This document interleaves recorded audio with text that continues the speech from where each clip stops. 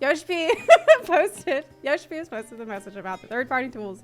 Final Fantasy 14. And now this is something I've been very loud about, I've been very concerned about, so let's just see what he has to say. Hello, this is Naoki Yoshida, producer and director of Final Fantasy 14. With the release of patch 6.11 and Dragon Song's Reprise Ultimate, we've heard concerns from players about the use of third-party tools and the potential for game server emulation. I've touched on these topics previously in live letters, but I would like to take this opportunity to formally address them. I think the last time we talked about this in a live letter was, what, 2020? I feel like it's been a long time.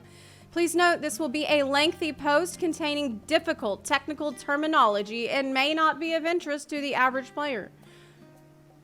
What? Moreover, this announcement is meant to be read in its entirety, so I ask that you please refrain from sharing excerpts of this text out of context. So we're warning you out the gate, this will not only be technical and boring, but you better read all of it. All right, well, I'm on board. I'm here for it. As stated in the terms of service, the use of third-party tools is strictly prohibited. Players who are determined to be using third-party tools will have their accounts suspended or permanently banned for repeat offenses. Defining third-party, yeah, that's the first question that comes to mind. What makes a third-party tool? What do you consider a third-party tool? We've received requests from players asking that we define what tools are and are not permissible, but to do so would require an assessment of all third-party tools available on the internet, as well as all gaming devices and their functionality. Unfortunately, such an undertaking is physically impossible. Well, just give us an idea. How about the main ones that most people are using? You can say that's fine. Which is why we decided to simply prohibit the use of all third-party tools and software. Is Discord a third-party tool? By the same token, it is impossible for us to check what programs are installed on every player's PC. This is why we cannot identify and reprimand offenders 100% of the time. Yeah, because they do not want to add epic anti-cheat, easy epic anti-cheat. They don't want to put it on the game. To offer more clarity on our process, here are a few examples of the rule violations we prioritize for investigation. Use of tools that allow players to more easily complete content. That's fair. Modification of the UI to display additional information. What information is he talking about? Like numerical information? He's talking about modification of the UI. So like actually changing the way the UI works. Not like a window that goes on top of the game, right? I assume. Use of packet spoofing tools. Any actions or public statements that promote the use of third-party tools. Okay. All reports of such activity warrant investigation. And accounts determined to be in violation of the game's terms of service will be suspended or banned. So this one is about someone saying, I looked at your DPS and your DPS sucks. Hey, you're at the bottom of the DPS meter. Hey, you should use ACT. If you say that in the game, you're probably gonna have a bad time. Unless there is a significant change to the terms of service, which would be publicly announced, this rule remains as is. So I think there's a certain wisdom in the gray area, honestly. But we can talk about that in a minute. Hacks, mods, and risk of infection from malicious software. Hacks are alterations of a program that can allow for otherwise impossible things to happen. For Final Fantasy 14, which relies on server-client communication, hacking is much more difficult than in other online games. Moreover, our security measures are being improved upon constantly, and we will continue to bolster them in the future. Supplementary tools, known as mods, however, can do a number of things, such as display additional information sent by the FFXIV servers on screen, or send false packet information to change the location of characters. Okay. In the case of the latter, we have systems in place to automatically check and inspect system logs, allowing us to immediately take action against cheaters when discovered. So we're talking like teleporters in PvP, right? In short, the use of such tools will not allow players to automatically clear high-end content, yet carries a high risk of being penalized, so we ask that you refrain from using them. It's weird that he's mentioning high-end content here rather than talking about PvP, because I feel like this is a discussion that's come up very much in light of PvP becoming more popular and us seeing a lot of hacks being used there. And so it's weird he mentioned high-end content, but we receive many inquiries regarding infection by viruses and spyware that steal passwords after downloading third-party tools and plugins. To keep your system secure, we ask that you exercise judgment and refrain from needlessly downloading third-party tools or software of unknown origins. I don't know if that is the best, best way to tell players to stop doing it. Like, can you please not? Use your best judgment. Like, the people who need to hear that are not listening to that statement. The person who's downloading the third-party tool that's letting them hack is not going to listen when you say, please exercise your good judgment. Okay, so this is the asterisk from modification of the UI, something they prioritize for investigation. We believe that people use the aforementioned tools to expand the HUD and display more information because they feel that existing functions are insufficient for tackling high-end duties. Okay. In recognition of this, we intend to review the most prominent tools, and in order to discourage their use, endeavor to enhance the functionality of the HUD. Though it will take some time, we are determined to make it happen, not least for the benefit of those who play on consoles. Wow. That is what a take from Yoshi-P. He's like, yeah, I noticed that some of y'all are using mods for QO, quality of life reasons. I personally do not think that he's talking about parsers here. I don't, because knowing Yoshi-P in the past, he has been like categorically against using DPS meters. But that's why I think that he's talking about the quality of life type mods that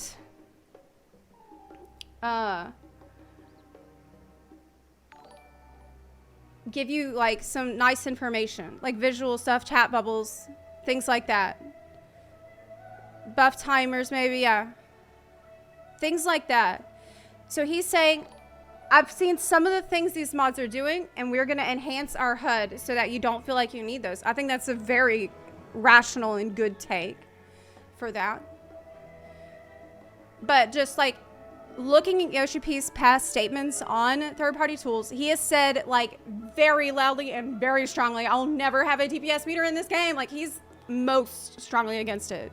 So I would not read this as being, oh, we're going to put the parser in the game. That's just... Knowing Yoshi-P, there's no way that's going to happen.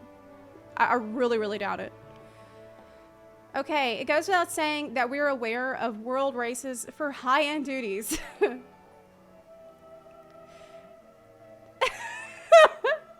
Hey guys, yeah, we're aware of it. We noticed it as the developers. We're proud to have grown into one of the few games where they're held, and it delights us to see so many players participate as well as spectate with great interest. But a race should be fair, and it's our earnest wish that participants don't use third-party tools. Yeah, good luck with that. Indeed, we've only released duties that we have proven can be beaten with the game's standard features. Without a doubt, patch 6.11's Dragon Songs reprise is the hardest duty we have ever created. Yoshi-P, this is the hardest duty anyone has ever created. In an MMO, like, there's nothing there. I do not think that there is anything harder. I really don't. Some may compare it to the unending coil of Bahamut, but taking into account our players' improved skill, increased number of actions, and the more complex mechanics, the latest ultimate entry has the edge. To be able to conquer it in such a short time requires great individual prowess, teamwork, and support. And you can consider this gamer thoroughly impressed. This gamer. Yoshi-P, such a gamer. Okay, but because such races are unofficial. Look, he really is a gamer. He's very good at Black Mage. We usually limit our involvement to some comments after a number of teams have cleared the duty. By offering our congratulations via the official Twitter account and confirming timestamps, we want to recognize your achievements and contribute to community excitement. However, if our recognition encourages excessive competition and controversy to the extent that players resort to third-party tools, I regret to say we may have to reconsider making comments in the future. Here's an idea. Why don't you consider sponsoring the world race for your game so that players don't have to hobble together a homebrew world race? And like, as we did a great job. Okay, I think we did a great job, but maybe if they sponsored the world race, then they would be able to set up some actual rules that they could enforce easier and better with more oversight. Due to an oversight on the development team's part, model data for Dragon Song's Reprise was present in patch 6.08 data. The data was mined, and the appearance of the raid's final boss was made public. Yeah, I heard that it had been data mined. I do not look at data mines or leaks as a rule. We do not allow those in our Discord, and we do not allow those at all. Like, we will ban people that post that kind of crap because it really is just the worst.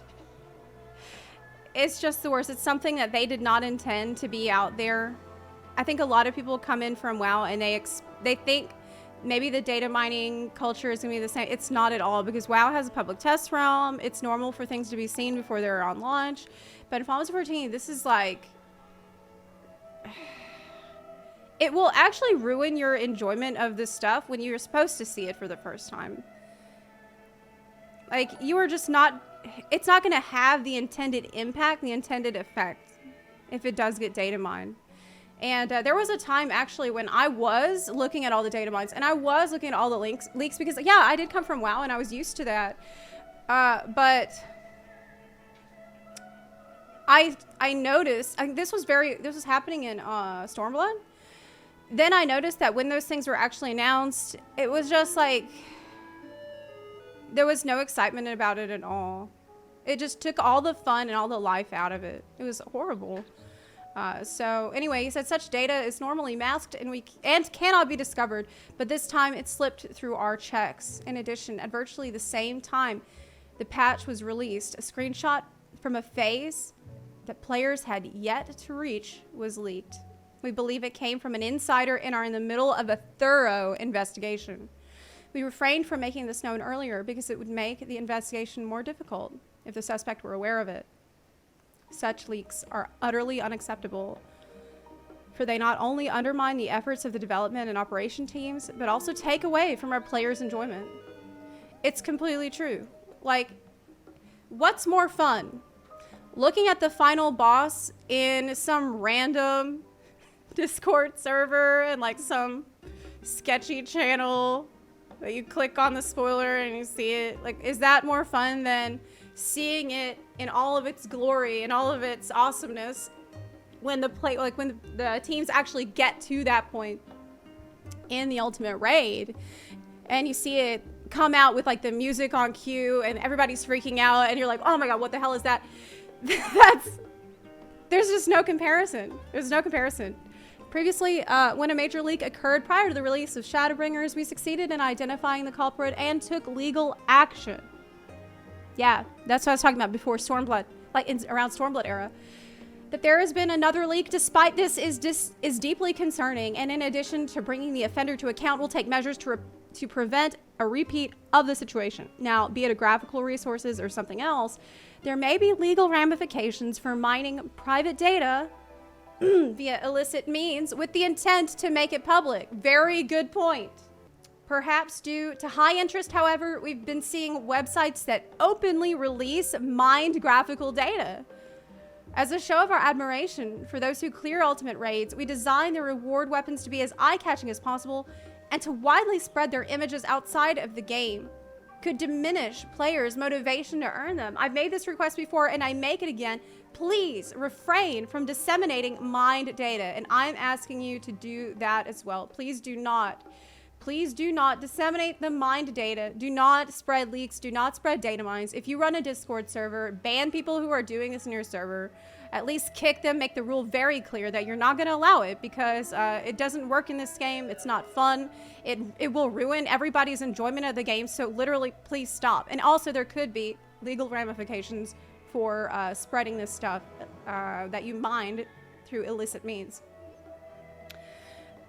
The leaks outlined above have led to some to speculate that groups may have used server emulators to figure out the progression timeline for this battle. I do not know if that is true. I don't know if that's true. I kind of doubt that, but he's talking about it. The fact he's talking about it kind of makes me feel like maybe it is. However, FFXIV is run by a variety of independent programs operating on a multitude of specialized servers, so to completely emulate its server environment outside our infrastructure is impossible. Oh, never mind. Never mind. No, it's not. It would cost tens of millions of yen just to obtain the necessary servers.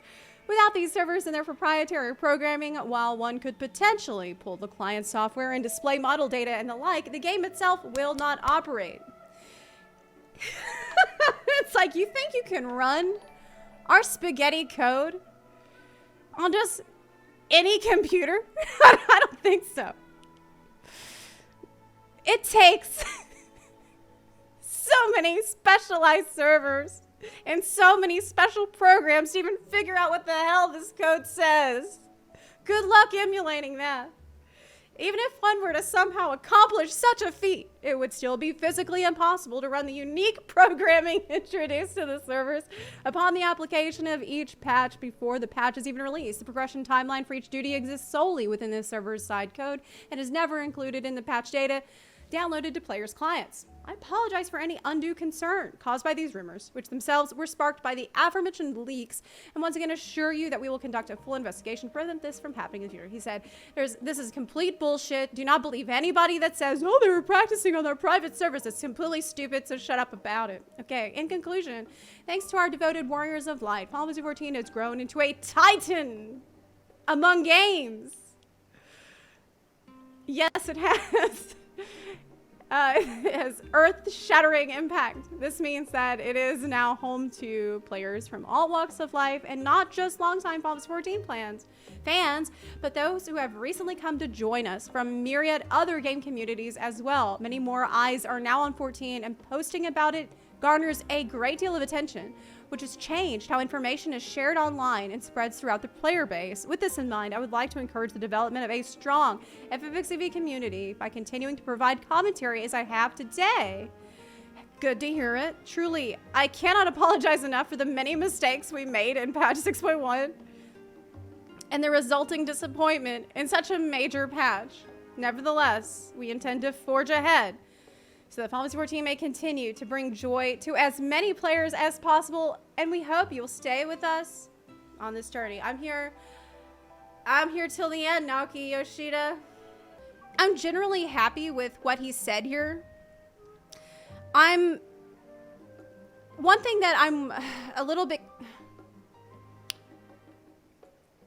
wondering about is he didn't really call out people who have been openly cheating on stream, like openly using the tools that allow cheating on stream. I think it might have been helpful to specifically, maybe not call out people like by name, but be like, hey, we've seen people doing this and they think that they are invincible. They think that nothing's going to happen to them. We're seeing them cheating. We're seeing them using these things that we just said will allow them to more easily complete content. But they're just as likely to receive a punishment as anyone else. Like, I think a more specific warning here, kind of putting a little bit more of a fear in people would have been a good idea. Like, maybe a more threatening message would have been better. Specifically for the hacks, the cheats, and things like that. Because here he's like, you shouldn't do it because you're gonna get a virus. I feel like it could have gone a little further. He could have been like, at any moment, we could ban every single person that's using this crap. You better stop today. Like, maybe something like that. Because he does have a tendency to be like, please don't. The thing is that there is a massive spectrum of different kind of tools that players use in the game. And some of them are straight up cheating. Some of them are pretty innocuous, pretty innocent. Some of them is just like information that a player uses for themselves, like from a DPS meter that they use only for their own self-improvement. It doesn't actually help them complete the content any easier. But then, as time goes on, we are seeing a lot of these tools become more sophisticated, more advanced, and they are turning into resembling something more like DBM in World of Warcraft, which does make the content easier to complete.